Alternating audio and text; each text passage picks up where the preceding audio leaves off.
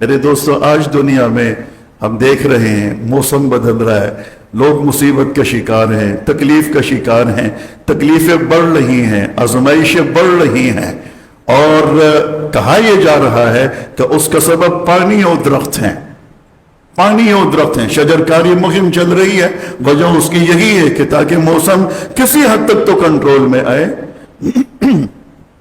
لیکن سمجھ میں نہیں آ رہا۔ ہمارے شہروں میں یہ کہا جاتا ہے کہ درخت کٹ گئے اس لیے موسم تبدیل ہو رہا ہے، تو سمجھ میں نہ آنے والی بات یہ ہے کہ موسم صرف کراچی میں تھوڑی تبدیل ہو رہا ہے، موسم پوری دنیا میں تبدیل ہوا ہے۔ پوری دنیا والے کہہ رہے ہیں کہ جی ایسی گرمی پڑ رہی ہے جو گرمی ہم نے آج تک دیکھی نہیں۔ کوئٹہ کی ٹھنڈ مشہور ہے نا، کوئٹہ اس کی ٹھنڈ مشہور ہے، اس کی سردی مشہور ہے۔ کہتے ہیں کہ پائپ لائن میں جو پانی آتا ہے وہ پانی جم جاتا ہے۔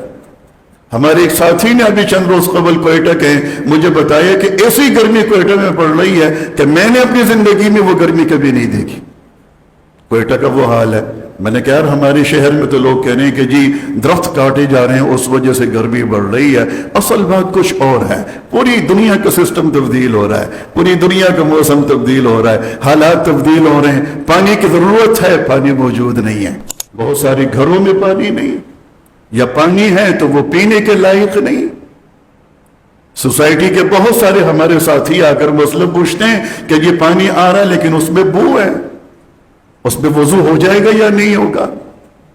اب آپ دیکھیے کہ اسی طرح کہ زہر آلود پانی سے ہم کھانا بھی بنا رہے ہیں، وہ کسی نہ کسی بہانے ہمارے جسم کے اندر جا رہا ہے، اور ہم اس سے اپنے کپڑے شپڑے بھی دھو رہے ہیں، اس سے غسل بھی کر رہے ہیں، نہ جانے ہمارا غسل ہوتا ہی نہیں ہوتا۔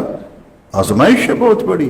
اللہ تعالیٰ فرمانے فَأَسْكَنَّاهُ فِي الْأَرْضِ وَإِنَّا عَلَى ذَهَابٍ بِهِ لَقَادِرُونَ۔ ہم زمین میں پانی کو ٹھہرا دیتے ہیں، ہم اس کو ذخیرہ کر دیتے ہیں، ہم اس کو محفوظ کر دیں گے، لیکن وَإِنَّا عَلَى ذَهَابٍ بِهِ لَقَادِرُونَ، یاد رکھو ہم زمین کے نیچے سے اس پانی کو ختم کرنے پر بھی قادر ہیں۔ وہ پانی ختم ہو گیا آج؟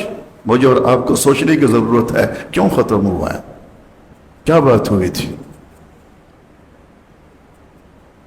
بات بالکل واضح ہے، کسی بھی نعمت کی میں اور آپ ناقدری کریں گے وہ نعمت اللہ تعالیٰ اٹھا دیتا ہے، اس کو سلب کر لیتا ہے، خواہ وہ بیوی کی شکل میں نعمت ہو، وہ بچوں کی شکل میں ہو، یا گھر کی شکل میں ہو، ماکولات اور مشروبات کی شکل میں ہو، وہ گاڑیوں کی صورت میں ہو، کسی بھی صورت میں۔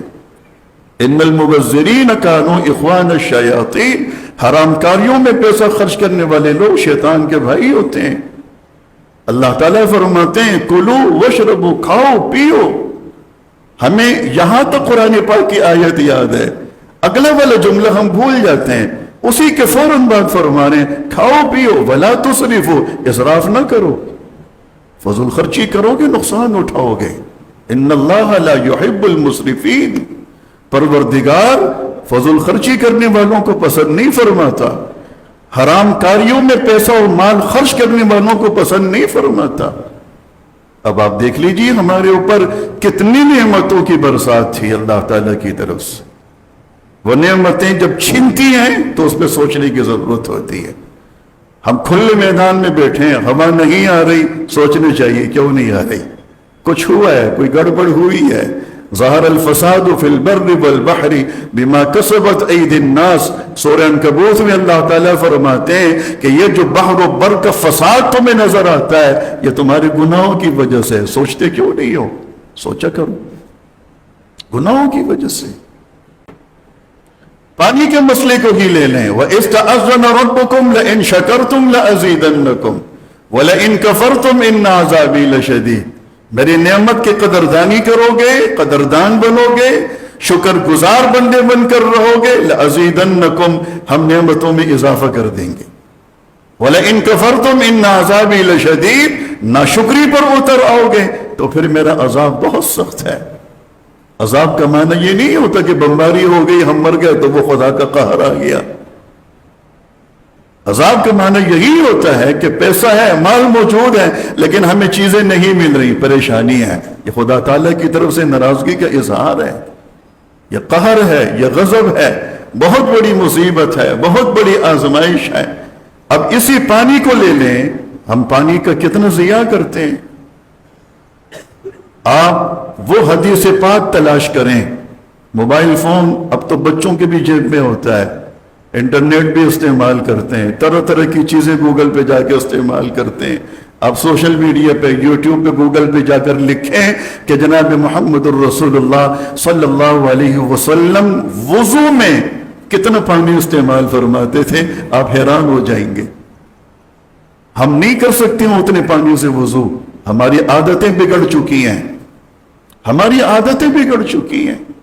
ایک مت پانی کا ذکر آتا ہے, ایک مت, اور مت کو اگر آپ آج کل کے اس میں کنورٹ کریں اور اس میں دیکھیں کہ کتنا پانی ہوتا ہے, بمشکل آدھا لیٹر پانی, بمشکل آدھا لیٹر پانی.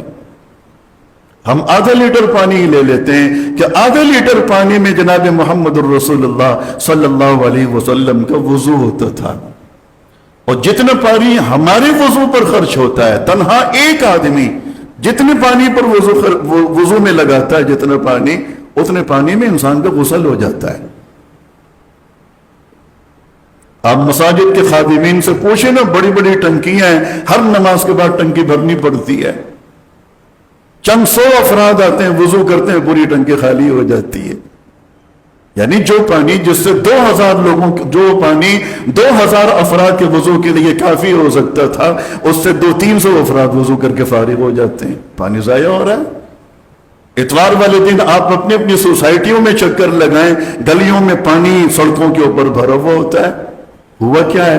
موٹر سائیکل دھوئی گئی ہے, اپنی گاڑی کی صفائی ہوئی ہے, کار واش کی ہے, اپنی دھلائی کی گئی ہے, گھر کا صحن دھویا گیا ہے, اور وہ پانی آپ دیکھیں یوں لگتا ہے جیسے آپ 10 گاڑیاں دھوئی ہیں, لیکن وہ ایک گاڑی کے اوپر خرچ ہونے والا پانی ہوتا ہے.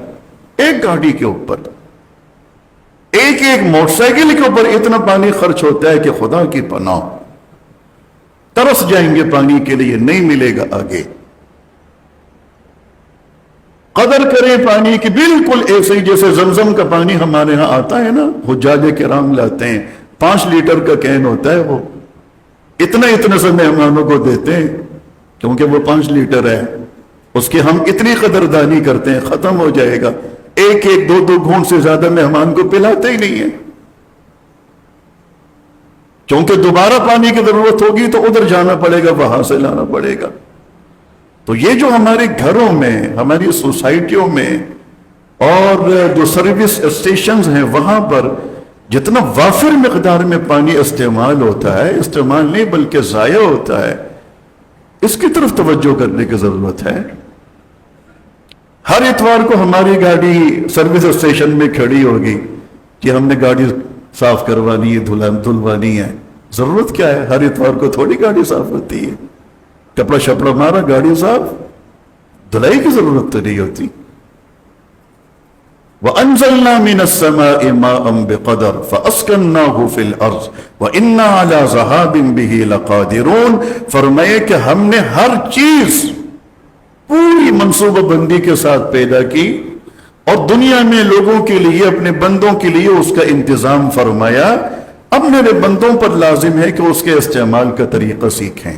ہمارا ایک تو تقسیم کا طریقہ کار غلط ہے, اور دوسرا استعمال کا طریقہ کار غلط ہے.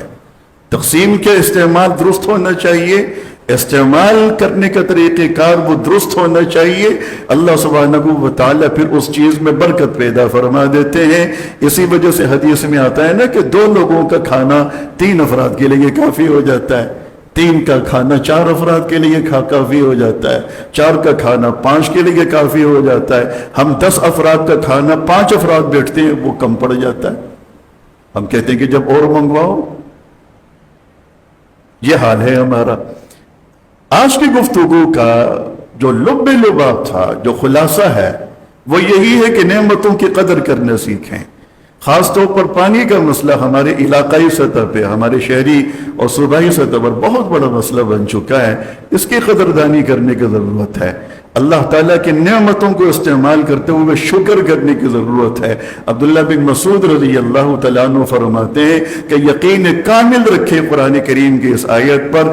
یہ ممکن نہیں ہے کہ ایک شخص نعمت کا قدردان ہو اور وہ پھر نعمتوں سے محروم کر دیا جائے. بندہ کبھی بھی نعمت سے محروم نہیں ہوتا.